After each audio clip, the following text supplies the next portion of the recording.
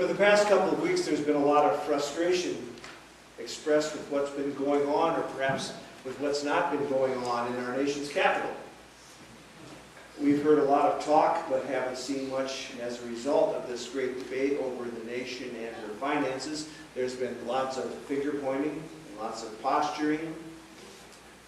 Kind of reminds me a little bit of a professional wrestling match. Now, I don't want to burst anybody's bubble this morning, but professional wrestling is not the real thing. And I do know something about these things. I grew up in Iowa, and it's a state known for being a hotbed for wrestling as both a high school and a college sport. It is the real deal back there. There was a period between the late 70s and the mid-90s when it was just a given that the Iowa Hawkeyes would be the top college wrestling team in the nation, like 18 out of 20 years or something like that. And the high school wrestling tournament is an incredible spectacle as it takes place each year. In Iowa, they know that there's a difference between wrestling and wrestling. Hulk Hogan is a wrestler. Dan Gable is a wrestler. Jesse Ventura was a wrestler. Terry Zaleski is a wrestler. Wrestling is a show. Wrestling is a sport. Wrestling is a put-on performance, but wrestling is the real thing. Now, if you and I had an opportunity to have a seat at the ringside of a match between Jacob and the mystery man at Peniel this morning, we would have been able to tell in an instant that this was not wrestling we were watching. This was the real thing. They wrestled all night long, Scripture says, until the sun came up. It wasn't an easy night for Jacob, but we know that life itself had not been easy for Jacob. If you go back and start reading about Jacob's life in chapter 25 of Genesis, you know that even though he had been chosen before birth as a future leader of the chosen people of God, he struggled through his life, and most of his struggles were as a result of choices he had made, as a result of his own stubbornness and his desire to do things his own way, rather than be guided by God. He tricked his brother out of his birthright. He tricked Laban, his future father-in-law, out of a bride and a fortune. And now he was on the run from both of them. He was afraid for his life, afraid that they were going to take revenge on him. Life was a struggle for Jacob. And I imagine that the thought had occurred to him that if this was the kind of life that being called by God was going to lead to, well, then just forget it. This morning's reading from Genesis finds Jacob alone in the night. Being the brave man that he is, he sent a delegation on ahead of him to meet his brother Esau, who has been pursuing him, who he believes is trying to track him down to get revenge for being cheated. So Jacob sends his wives and all of his possessions on ahead to try and smooth the way for this dreaded meeting with his brother. A lot of backbone is being shown there. And now Jacob is alone in the night. Maybe you've been there, alone in the night. In the night when the quiet is almost deafening. In the night when each little noise is magnified, when you just can't turn off your thoughts. You've been there. That's where Jacob was. And the story tells how he was confronted by this mystery man in the night, and the wrestling match was on. And notice I said wrestling and not wrestling, because this was the real thing. There was nothing fake or put on about the struggle that Jacob was going through. His life was on the line. He knew who God was. He knew who God had called him to be. He knew what God had called him to do. The line of the chosen people of Israel was to flow through him. And it was a tremendous responsibility. And as Jacob looked back over his life, he could see that he wasn't a very worthy candidate for such an important task. And that's what he was wrestling with. Why, oh why, God, did you choose me? It was so like Jacob to be dead set on trying to make God fit his terms instead of just allowing God to to work through him, so he struggled through the night. He wrestled away until the dawn, and at that point he was assured of God's blessing again. And as so often happens, God drove home the point by giving Jacob a name change. God gave Jacob the name Israel, which means you have struggled with God and humans, and you have lived to tell about it. Now, isn't it interesting that Israel is to be the name taken by the nation of God, those people that God has called to be his own?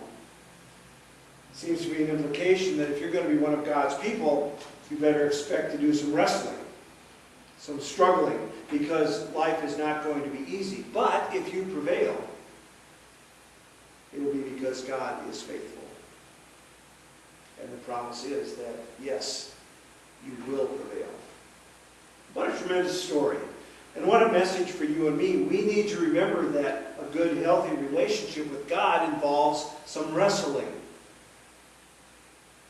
And that's not a statement that congregations like to hear. It's not a statement I like to hear too badly either, because it makes faith a little messy and complicated, and we tend to like to have our lives of faith simple and basic. I still remember a jingle from Sunday school classes growing up. God said it, I believe it, that settles it. Wow, talk about a discussion killer. But the implication there is that who are we to second guess God? But then along comes Jacob and his dealings with God, and there seems to be a whole lot of second guessing going on, a whole lot of wrestling with where God is calling him to be. And the bottom line is that we're told that that's okay. It's okay to wrestle with God in our faith. It's okay to ask questions. It's okay to struggle with things that we don't understand and can't comprehend, because the struggling and the wrestling makes us stronger. And God doesn't love us any less because we ask questions.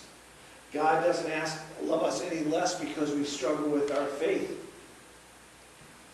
In fact, we come through those dark nights of struggle and striving, feeling closer to God than ever.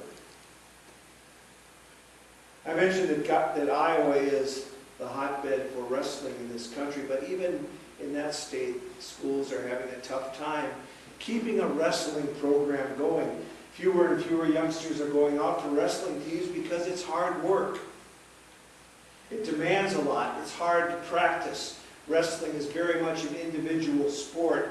You are the one who is responsible if you win or lose. And the toughest thing is you can't eat all those good things you really want to eat, because you have to be able to make a certain weight in order to wrestle and compete in that weight. It's not easy. But the rewards and the satisfaction that come from even sticking it out through the season make it all worthwhile. But every wrestler has to make a commitment. Am I going to stick with it? I believe God is looking for folks who are going to stick with it. I believe God is looking for folks who aren't going to be afraid of the struggle, who aren't going to be afraid to wrestle with their faith and then make that faith their own.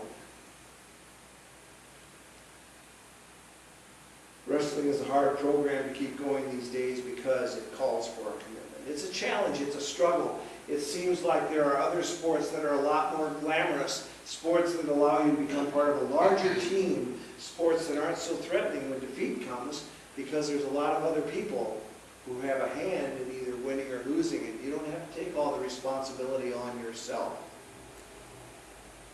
There are lots of churches you can go to today where you can hear all sorts of good words spoken. You can go to churches that will claim to have all of the answers of life, so that you don't have to wrestle with those answers yourself.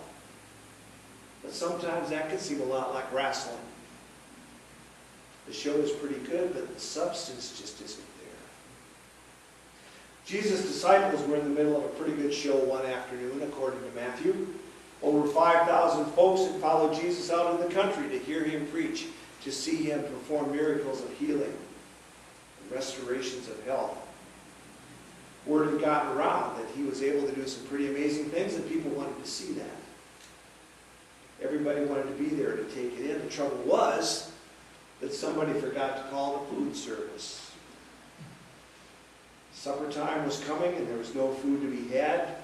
Matthew says this was a deserted place. The disciples came to Jesus. They were looking for an easy way out of a logistical problem. They said, Lord, could you please make an announcement that the food stands did not get set up? People are going to have to go home for food because there isn't any here. It was an easy solution. It required very little struggle on their part. There were no real issues they had to struggle with. But Jesus leads them out on the mat. He says, you give them something to eat. In other words, wrestle with this. And so they bring Jesus what they have. 5 loaves and 2 fish.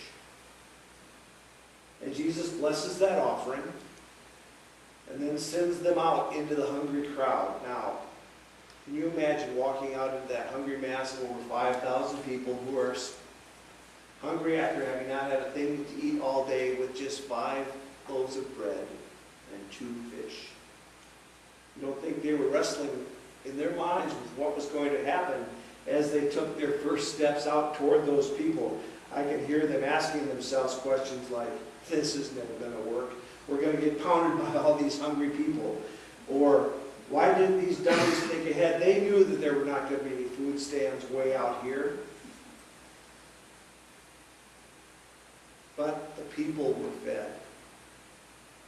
Even as the disciples wrestled with how. And their questions were probably never answered. We today don't know how that worked out. That's why we call it a miracle. But their struggling brought them closer to their Lord and Master than they'd ever dreamed possible because they had participated in a miracle. I don't know if you come here Sunday by Sunday to see wrestling or to wrestle. For the show or to go out and do something with the good news that you hear. God is the only one who knows what's on your mind and in your heart. If you come here for the show, well, then you're probably going to leave let down just a little bit. But if you come to the house of God not being afraid to lay your tough issues before God and wrestle to come to grips with what God is calling you to do, then you've come to the right place. Because God will not let you down. Jacob realized that he'd been struggling with God through that long, lonely night, and through it all, God stayed with him. That's what God promised. The disciples wrestled with the improbability of what Jesus called them to do, taking those 5 loaves and 2 fishes out to feed the crowd. But they hung in there and carried on, and they were rewarded by seeing folks eat their fill of good food with plenty left over. People were blessed because God was faithful. People were blessed because they wrestled and carried out what God called them to do. So we have a choice. Wrestling or wrestling. Show or substance. God is calling you to choose. Don't be afraid to ask the tough questions. Don't shy away from the struggle. Amen. Let's pray. Gracious God, thank you for your word which becomes our living word. Thank you for challenging us. Thank you for promising to always be with us.